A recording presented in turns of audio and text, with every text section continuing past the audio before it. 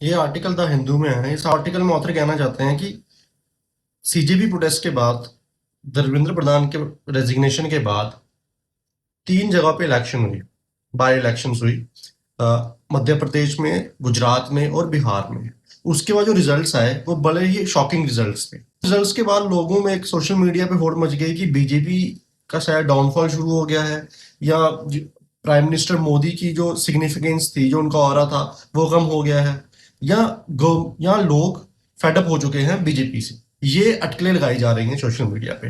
But इस article में author ने बड़ी अच्छी तरह से एनालाइज किया है इस कंडीशन को। इलेक्शन हुई वो 3 स्टेट में हुई। तीनों स्टेट्स बीजेपी रूल स्टेट्स हैं।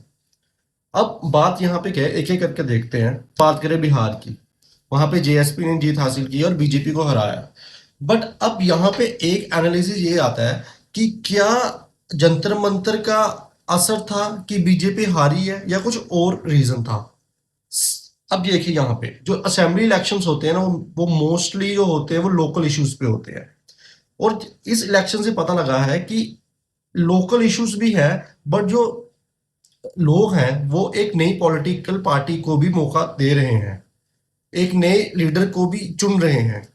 इसका मतलब ये नहीं कि बीजेपी वीक हो रही है। इसका मतलब ये है कि लोग शिफ्ट कर रहे हैं, एक नई पॉलिटिकल पार्टी को मौका दे रहे हैं। दूसरा, अगर हम मध्य प्रदेश की बात करें तो वहां पे सिर्फ जो जीत है वो कांग्रेस के कैंडिडेट जीते हैं 6,000 वोट से।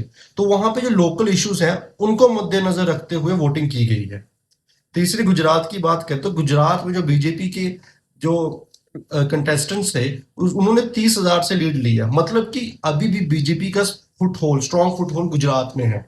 तो इन तीनों इलेक्शन से एक चीज रियलाइज होती है, सबसे पहले, कि लोग नई पार्टी को चांस दे रहे हैं और देना चाहते हैं। इन फ्यूचर में शायद हम नई पार्टीज का इमर्जेंट देख सकते हैं।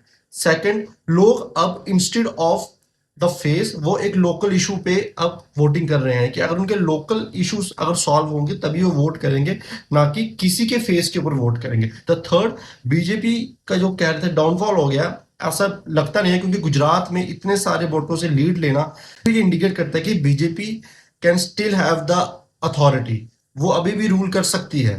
तो अभी आने वाले इलेक्शन में पता लगेगा कि एक्चुअली जो ट्राजेक्टरी है वो कहाँ जा रही है।